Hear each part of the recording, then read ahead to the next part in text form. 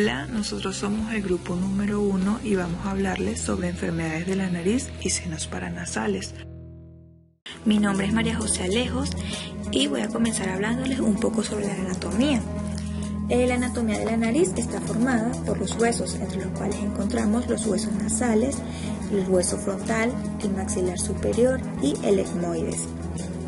También está formado por cartílagos, en el cual está incluido el del tabique nasal, el del nasal lateral, el del ala mayor, ala menor, cartílagos nasales accesorios.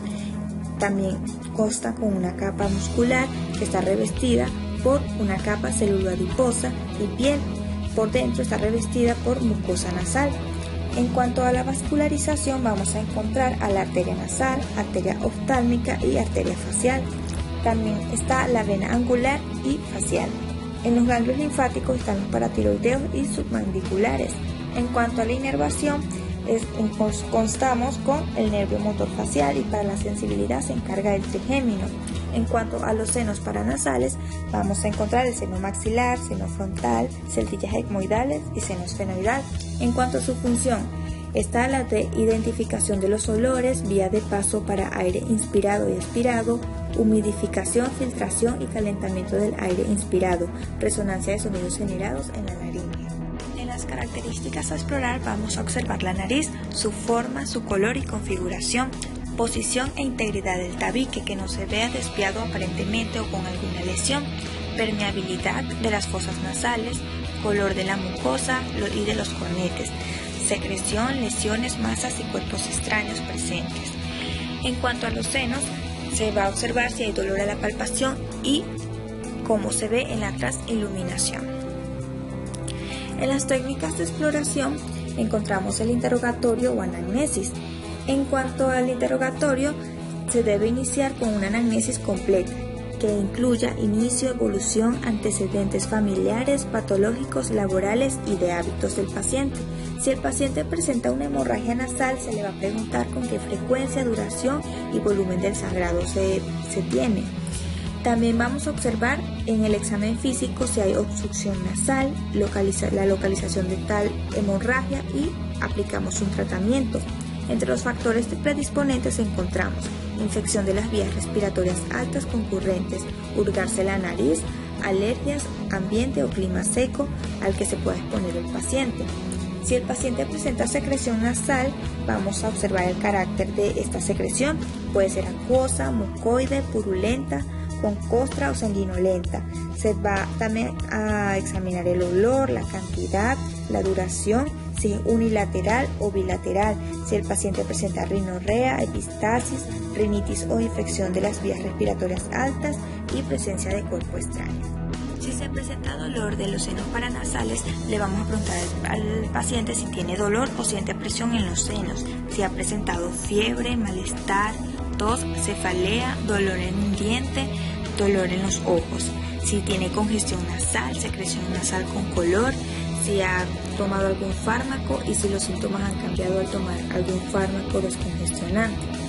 En cuanto a los antecedentes personales, vamos a preguntar si el paciente tiene hipertensión, enfermedades cardiovasculares, diabetes, asma, trastornos hemorrágicos, enfermedades reumáticas e inmunodeficiencias. En cuanto a los senos, se pregunta si tiene goteo postnasal crónico, sinusitis recidivantes o alergias.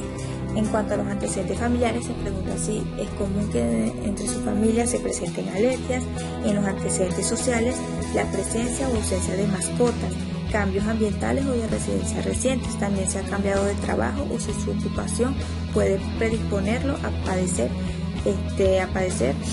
algún problema en la nariz o los senos paranasales.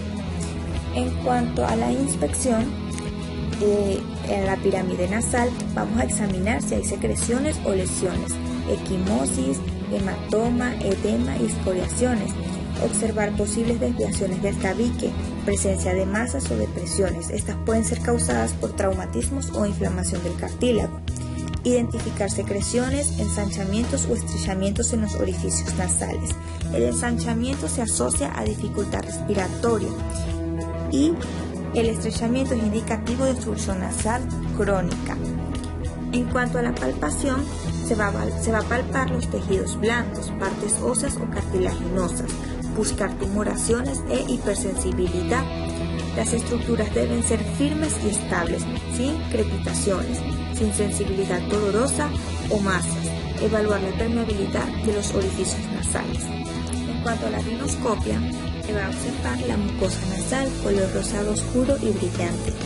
El enrojecimiento de la mucosa puede deberse a infección. La rubefacción localizada con inflamación puede ser un furúnculo. También se pueden observar secreciones. En los cornetes, estos deben ser rosados y de una consistencia firme. Si se ven de color gris azulado o rosa claro, inflamada y húmeda, puede ser por alergia. Los pólipos también se pueden observar y pueden ser masas redondeadas y alargadas que se proyecten hacia la cavidad nasal. En cuanto al tabique, tiene que ser centrado, sin perforaciones, sin pólipos, sin tumores, hemorragias o costras. En cuanto a los senos paranasales, en la inspección se va a observar las áreas de los senos frontales y maxilares para detectar una posible inflamación, eritema y abombamiento.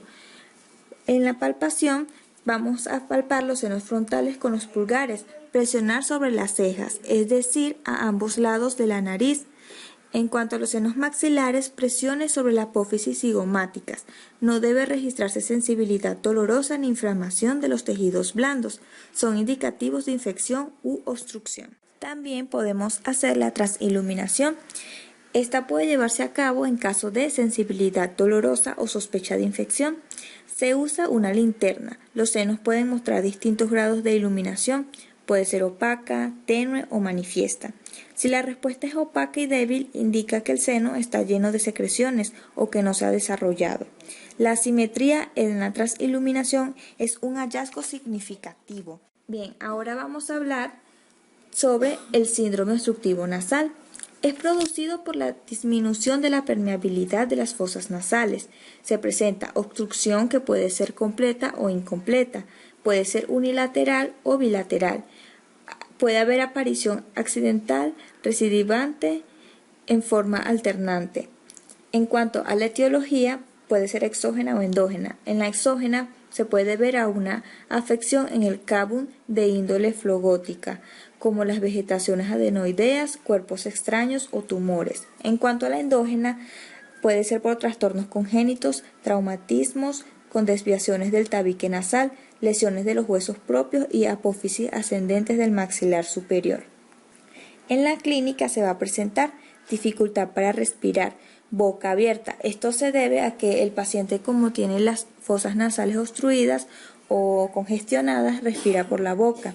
Puede haber inspiraciones bruscas, profundas y cortas, ronquidos. Puede presentarse hipoacusia, modificaciones del timbre de voz, cefalea y faringitis. En cuanto al diagnóstico, se basa más que todo en una adecuada anamnesis y el examen clínico. Puede constar en exámenes complementarios que conforman estos problemas. Bien, mi nombre es Cristian Ayala y seguidamente les voy a hablar acerca de la urgencia rinológica. En este punto podemos ver implícitas dos patologías, como son la epistaxis y los cuerpos extraños intranasales. En el caso de la epistaxis, esta la podemos definir básicamente como una hemorragia o un sangrado a través de las fosas nasales. Esta hemorragia a su vez puede tener diferentes orígenes, que según el sitio de donde se origina es que vamos a clasificar esta patología como tal. Entonces vamos a tener una epistaxis anterior, una posterior y una superior. En el caso de la anterior, esta es la más frecuente. De hecho, estadísticamente corresponde al 90% de todas las epistaxis. Anatómicamente hablando, como bien dice su nombre, esta se ubica en el área anterior del tabique y compromete lo que es el plexo de Kieselbach. En cuanto a la cantidad de hemorragia, mayormente estas pueden variar desde una cantidad leve a una cantidad moderada. Y otra cosa que hay que destacar es que son más frecuentes en niños y en jóvenes. En el caso de la epistaxis posterior, esta es menos frecuente, pero es más peligrosa, por decirlo de esa manera, ya que puede comprometer el estado general del paciente debido a la hemorragia. Estas pueden ir desde una cantidad moderada hasta una cantidad más grave. En esta patología la arteria esfenopalatina es la principal responsable de este sangrado o de esta hemorragia, debido a algún tipo de lesión que pueda presentar esta. Y anatómicamente la hemorragia se va a ubicar a nivel posterior, es decir, a nivel de la orofaringe. En el caso de la epistaxis superior, anatómicamente vamos a ver comprometidas tanto las arterias etmoidales anterior y posterior, y vamos a ver comprometida la rama superior de la arteria esfenopalatina. Es decir, cuando hay algún tipo de lesión en alguna de estas arterias mencionadas, es donde habrá el sangrado o la hemorragia. Por otro lado, en cuanto a la etiología de la epistaxis, vamos a encontrar una serie de factores que pueden ser determinantes en la aparición de esta patología. Vamos a encontrar factores tanto locales y factores generales, o también podríamos denominarlos como factores sistémicos. En el caso de los locales podemos observar traumatismo, sequedad de mucosas, perforaciones septales, deformidades septales, cuerpos extraños, rinosinusitis infecciosa y alérgica, tumores nasosinusales y de Cabo. Y en el caso de los factores generales sistémicos vamos a encontrar la hipertensión arterial, síndromes hemorrágicos, alteraciones hormonales, infecciones, puede ser causado también por fármacos, por problemas renales, etc. En cuanto a la clínica, vamos a observar dos tipos, una que va a ser benigna y otra que va a ser maligna o grave. En el caso de la benigna, este cuadro clínico suele ser el más frecuente. En términos generales, el estado del paciente suele ser bueno y se caracteriza por la exteriorización de sangre de forma brusca, que inicialmente suele ser unilateral. Por otro lado, la manera de detener esta hemorragia es a través de la compresión, aunque mayormente suele ceder espontáneamente. Y bueno, esta en general es debido a una hemorragia a nivel del área de Kieselbach, y el diagnóstico es sencillo, ya que se lleva mediante una rinoscopía anterior. En el caso de la clínica maligna, el cuadro clínico es poco frecuente, pero en términos generales, cuando observamos este tipo de clínica, el estado del paciente suele estar bastante alterado. La hemorragia suele ser mucho más abundante, tanto así que puede darse tanto a nivel anterior como a nivel posterior de las fosas nasales. Es una clínica que suele repetirse y está asociada a esputo hemático. En cuanto al diagnóstico de la epistaxis, debemos tener en cuenta el realizar un buen examen físico y una buena anamnesis, ya que a través de ellas es que vamos a poder identificar lo que es la causa, localización, cantidad, repercusión del sangrado o de la hemorragia. El examen físico lo vamos a poder realizar a través de la observación y a través de rinoscopías tanto anterior como posterior. De igual forma hay que tener en cuenta lo que son los exámenes complementarios, como lo son el hemograma, radiografías de cráneo, tomografías computarizadas, etc. Por otro lado, otro tipo de urgencias rinológicas vendrían siendo los cuerpos extraños. Esta la podemos definir básicamente como todo elemento exterior introducido voluntariamente o no voluntariamente en las fosas nasales. Otra cosa que hay que destacar de esta patología es que la presencia de cuerpos extraños en las fosas nasales es una afección muy frecuente en niños desde los 18 meses de edad hasta aproximadamente los 4 años de edad. En cuanto a la clínica de esta patología, vamos a observar lo que es la presencia de una rinorrea unilateral, que suele ser mucopurulenta o serosanguinolenta. También suele ser fétida y resistente al tratamiento convencional. De igual forma podemos encontrar epistaxis recurrente, cacosmia, rinolalia, halitosis y dolor dental. Algo muy importante que hay que destacar en esta patología es que en el caso de que esta patología se presente en algún paciente adulto, debemos descartar la presencia de algún carcinoma nasosinusal. Eso es muy importante. En cuanto al diagnóstico, podemos decir que es de fácil realización, ya que se puede hacer a través de una rinoscopía anterior mediante un espéculo y una buena fuente de luz. Se puede realizar también una fibroscopía nasal y radiografía. Por otro lado, les voy a hablar acerca de otra patología, en este caso de la rinitis. Esta la podemos definir básicamente como la inflamación de la mucosa que recubre las fosas nasales. Etiológicamente hablando, esta puede tener su origen debido a factores tanto infecciosos, alérgicos, funcionales, traumáticos, farmacológicos, etc. Esta patología a su vez se va a clasificar en varios puntos. Por ejemplo, tenemos varios tipos de rinitis. Como primera, les voy a hablar acerca de la rinitis alérgica. Esta por su parte afecta entre el 10 y el 30% de los adultos y el 40% de los niños. Aproximadamente. Esta se caracteriza por una reacción inmunológica mediada por una inmunoglobulina E ante la presencia de determinadas sustancias como los alérgenos. Esta a su vez suele clasificarse en dos tipos. Vamos a encontrar las perennes y las estacionales. En el caso de las perennes vamos a encontrar alguna reacción frente a lo que son ácaros del polvo doméstico, el pelo de animales y ciertos alimentos. Y por otro lado, en el caso de las estacionales, estas suelen tener alguna reacción frente a pólenes de gramíneas, de herbáceas, de árboles y de insectos.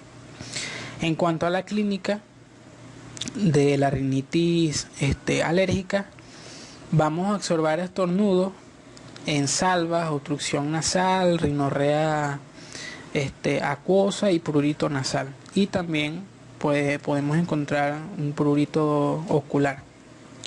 En cuanto al diagnóstico, lo podemos realizar mediante una rinoscopía anterior, mediante pruebas cutáneas, mediante determinaciones de inmunoglobulinas específicas y mediante pruebas de multialenérgicas. Por otro lado, tenemos otro tipo de rinitis que vendría siendo la rinitis no alérgica o vasomotora, la cual puede presentarse de forma episódica o perenne. Esta a su vez se caracteriza por una respuesta exagerada de la mucosa nasal ante ciertos estímulos inespecíficos. En cuanto a la etiología, esta puede ser causada por algún tipo de desequilibrio del mecanismo neurovegetativo, y también puede ser causada por factores desencadenantes como lo son los cambios bruscos de temperatura, corrientes de aire, olores irritantes, etc. En cuanto a la clínica, el síntoma predominante es la obstrucción, y de igual forma vamos a observar episodios de estornudos y rinorrea acuosa. En cuanto al diagnóstico, suele ser o se suele dar a través del examen físico y de la anamnesis. Algo muy importante destacar es que este tipo de rinitis está favorecido tanto por fármacos como la reserpina, y también por alteraciones hormonales como el hipotiroidismo, el embarazo y la toma de anticonceptivos orales, etc. Rinitis aguda o infecciosa, conocida como catarro común, mayormente viral, es una enfermedad infecciosa más frecuente en seres humanos, mayor incidencia en menores de 5 años. Es una infección respiratoria alta en la mucosa nasal, de etiología viral, frecuente y recidivamente, que dura entre una semana y 10 días. El rinovirus es el agente etiológico más frecuente por un 30%, coronavirus un 10%. El resto se distribuye entre adenovirus, enterovirus, el virus respiratorio sincitial y los virus gripales. Las manifestaciones clínicas se encuentran en varias fases, como la fase prodómica del primero al tercer día, en donde se encuentra astemia, mialgia, picores faringeos e irritación nasal. Una fase de estado en la que hay obstrucción nasal por la congestión, rinorrea acuosa a mucopurulenta, crisis de estornudos en salva. La tos es muy frecuente, especialmente de noche, y puede existir trastornos del gusto y el olfato. La fase de mejoría es del quinto al séptimo día, en la que se encuentran secreciones menos abundantes. La resolución espontánea es hasta el 10º día.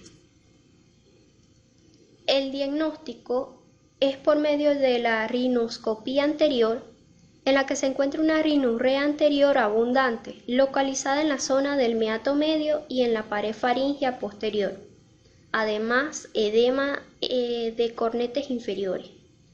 En las complicaciones tenemos sinusitis en un 25% de los casos, ostitis serosa en menor medida, ostitis media aguda y bronquitis. La rinitis crónica atrófica, o conocida como ocena, es un cuadro crónico que se caracteriza por una atrofia progresiva de la mucosa nasal, de todas las estructuras rinosinusales, en este caso la mucosa y ósea. Se manifiesta con la presencia de costra, sequedad y fetidez. Es como una sensación de obstrucción nasal. La rinitis atrófica es una forma de rinitis crónica en la cual la membrana de la mucosa se adelgaza, pues hay una atrofia, y endurece, haciendo que los conductos nasales se ensanchen, en este caso por una dilatación, y se resequen. La sensación es también conocida como una sensación subjetiva de obstrucción nasal, en este caso por la causa de la costra, y sequedad debido a una disminución de la presión que ejerce el aire sobre los cornetes retraídos. Las fosas nasales son más amplias y se conoce como un síndrome de nariz vacía. Generalmente es frecuente en las mujeres de edad joven y de raza asiática. En la etiología o las causas puede ser hereditario, rinitis infecciosa crónica, endocrinos, inmunitarios, carencias nutricionales, factores raciales y iatrogenia. Las manifestaciones clínicas tenemos obstrucción nasal, epistaxis, que es un sangrado nasal, anosmia, que sería la pérdida del sentido del olfato, y cacosmia, una percepción de olor desagradable. En el diagnóstico, por medio de un examen físico, la cavidad nasal parece costrosa, con secreciones purulentas fétidas, y puede extenderse a la faringe, laringe y tráquea. Por medio de la rinoscopía se aprecia una fosa nasal amplia, muy seca, los cornetes atróficos sobre los que se extienden costras verdosas, y cuando se extraen dejan ver un lecho. En las complicaciones tenemos ostitis, sinusitis, pólipos, hipertrofia de cornetes, deformaciones de la boca. Y en el tratamiento tenemos la rinitis, se trata con lavados con suero fisiológico o agua marina o pomadas oleosas. En caso de que haya resistente o que no salga, se realiza una cirugía del vestíbulo nasal que permite una reducción del tamaño del mismo y evita así la descamación.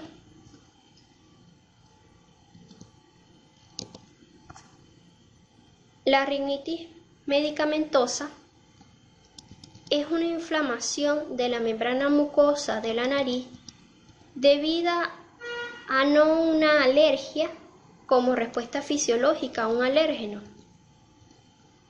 sino al uso continuo de aerosoles o gotas nasales descongestivas, causada por la descongestión nasales tópicas como oximetazolina o la fenilefrina. Es diferente de la rinitis alérgica por el tipo de origen en que se ocurre este proceso. Ocurre una obstrucción nasal bilateral más o menos asociada a una rinorrea, con una congestión bilateral de los cornetes inferiores. El tratamiento de la rinitis medicamentosa consiste en suspender el uso de los vasoconstrictores nasales y aplicar un corticoide tópico hasta que se resuelva los síntomas. En ocasiones hay que administrar un curso corto de corticoides orales. A continuación vamos a hablar acerca de la sinusitis. La sinusitis es un cuadro inflamatorio que afecta a los 4 pares de estructuras que están junto a la cavidad nasal. En esta patología se obstruyen los orificios de salida de los senos debido a que hay deficiencia o ausencia del mecanismo de limpieza por parte de los cilios, por lo que hay retención de secreciones. Tenemos la sinusitis aguda. Aquí la inflamación de los senos paranasales dura menos de 4 semanas. Las vías de transmisión pueden ser rinógenas, odontógenas y traumáticas. En cuanto a su etiología, tenemos factores no infecciosos y factores infecciosos. Entre los factores no infecciosos tenemos rinitis alérgica, sustancias irritantes, neoplasias. Los factores infecciosos pueden ser virus, bacterias extrahospitalarias y nosocomiales y los hongos. En cuanto a su clínica, aquí puede haber obstrucción, congestión u oclusión nasal, rinorrea o secreción posterior mucopurulenta, dolor o sensación de presión facial y cefalea, pérdida total o parcial del sentido del olfato, tos, estornudo y fiebre. Pero si vamos a ser un poco más específico, nos vamos según su localización. Y aquí tenemos la sinusitis aguda, donde presentamos un dolor sinusial o sensación de presión que suele localizarse en el seno afectado.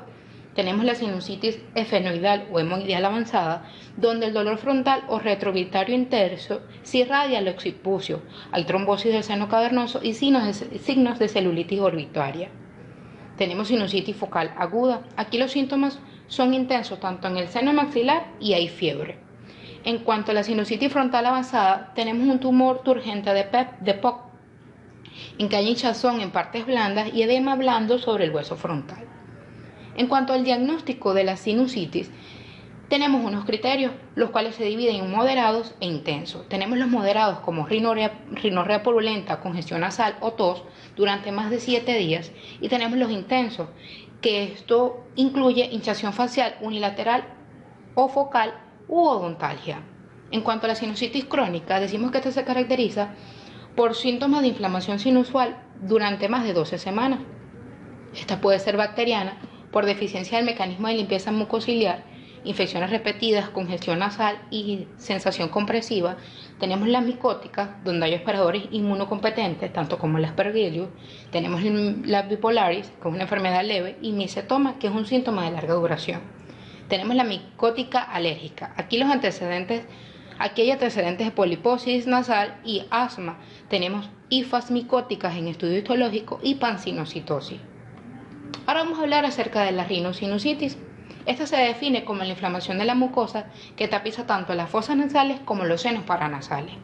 En cuanto a su etopatogenia, está producida por el Streptococcus pneumoniae 20 a 45%, por el Haemophilus influenzae en un 22 a 35% y otros estreptococos de 3 a 9%. Tenemos los anaerobios de 0 a 9%, la Moracella catarrhalis de 2 a 10% y el Staphylococcus aureus y otros en un 4%. La base del proceso es una obstrucción del ostium del seno que dificulta la ventilación y el drenaje del mismo, lo que provoca una disminución de la presión de oxígeno en la cavidad y favorece el crecimiento bacteriano. Los factores que pueden intervenir son muy variables. Tenemos los locales, los generales y los ambientales. Los locales pueden ser desviación septal, poliposis y taponamientos nasales. Los generales pueden ser diabetes mellitus, alteraciones electrolíticas que reducen la resistencia del organismo. Y tenemos factores ambientales tales como bajas temperaturas, sequedad ambiental, contaminación que reducen la actividad ciliar. Tenemos el cuadro clínico. El cuadro clínico se va a diferenciar en agudas y crónicas. Tenemos la aguda que se presenta durante menos de 8 semanas y puede presentar rinorrea, dolor o presión nasal y cefalea, que se puede presentar con alteraciones olfatorias asociadas o no a hipertermia y halitosis, fiebre y anosmia. Las crónicas, estas se presentan con varios meses de duración y entre los síntomas tenemos obstrucción nasal, cefalea, rinorrea, insuficiencia respiratoria nasal. Los síntomas generales son odinofagia, flema, trastornos digestivos, somnolencia y astenia. En cuanto a los criterios diagnósticos, tenemos criterios mayores y menores. Los criterios mayores pueden ser dolor a presión facial, congestión nasal, obstrucción nasal, anosmia, pus en la cavidad nasal o a la exploración, fiebre. Y los criterios menores tenemos cefalea, otalgia, dolor dental, tos y fatiga. En cuanto al tratamiento de esta patología, está basado en antibioterapia, específicamente la amoxicilina, durante 10 a 14 días, y en el intento de una mejor ventilación de los senos paranasales se puede presentar aerosoles, vasoconstrictores, corticoides intranasales. Se añaden también analgésicos y antiinflamatorios. En las sinusitis crónicas, en las agudas que no mejoran con tratamiento médico y en el caso de que se presenten complicaciones, suele ser necesario el tratamiento quirúrgico mediante cirugía endoscópica nasosinusal. Y en cuanto a las complicaciones, tenemos que pueden ser orbitarias o intracraneales. Las orbitarias son las más frecuentes y el origen suele estar en la etmoides debido a la localización anatómica del mismo. En el acceso orbitario, el riesgo de ceguera es elevado, por lo que la cirugía debe ser inmediata. Tenemos las intracraneales. Aquí la meningitis es la más frecuente de ellas y su origen suele ser hemoidal o esfenoidal. El acceso epidural constituye la segunda complicación intracraneal más habitual y suele ocurrir tras una sinusitis frontal. Otras posibles complicaciones son la osteomelitis, el acceso cerebral y el empiema sudoral. Mi nombre es Liz María Aparicio y les voy a hablar sobre el diagnóstico diferencial entre rinitis y sinusitis. En cuanto a la rinitis, nos dice que es la inflamación de la mucosa de las fosas nasales, que tiene como clínica típica que consiste en estornudos en salvas o estornudos repetitivos que se dan de 2 o 3 veces seguidas o hasta 10 veces seguidas, rinorrea acuosa y prurito nasal y ocular, obstrucción nasal que esta aparece durante la exposición a los alérgenos. A diferencia de la rinitis, la sinusitis es la inflamación de las mucosas de los senos paranasales. Esta presenta rinorrea o secreción posterior, con frecuencia mucopurulenta, dolor o sensación de presión facial y cefalea. Las edades de inicio de la rinitis alérgica se presentan en la infancia, de la rinitis eosinófila no alérgica en adultos y la rinitis colinérgica se presenta en jóvenes y adultos. En cambio, la sinusitis se presenta en adultos. También les hablaré sobre los pólipos nasosinusal. Dice que es una forma especial de rinosinusitis crónicas muy frecuentes. Los pólipos son una formación benigna que crecen a partir de la mucosa, sobre todo en la etmoidal y alrededor del cornete medio. Esta se presenta por mecanismos inflamatorios crónicos, es decir, cuando hay gran infiltración de eosinófilos en la mucosa nasal y en muchos casos tras fenómenos alérgicos. Esta enfermedad inflamatoria tiene lugar una degeneración edematosa multifocal y bilateral de la mucosa de las masas laterales del etmoide. Esta presenta lesiones polipoides lisas, gelatinosas, translúcidas y piriformes. En cuanto a la clínica de los pólipos nasosinusal, se presenta en el paciente obstrucción nasal, hiposmia, rinorrea, prurito, estornudos en salvas, es decir, estornudos repetitivos, cefaleas y molestias oculares, y epistaxis infrecuente. En cuanto al diagnóstico, se realiza con simple rinoscopia o endoscopia nasal donde se observan masas pálidas grisáceas o a veces de color violáceo Estas son redondas y de superficie lisa. La mayor parte se origina en el meato medio, pueden ser múltiples o por lo general son bilaterales. También pueden ser móviles y translúcidas con aspectos de granos de uva. También las pruebas de imagen, sobre todo la TAC, sirve para ver la extensión de la poliposis, el septo nasal, el cornete medio y las paredes óseas de los senos. Podremos ver expansión ósea o erosión, niveles hidroaéreos y la completa opacificación de los senos. En cuanto a la anamnesis, siempre se preguntará entre los antecedentes por la existencia de asma y esta se asocia en el 20 o 30% de los casos, y de la intolerancia al ácido acetalicílico. Esta se asocia al 10% de los pacientes.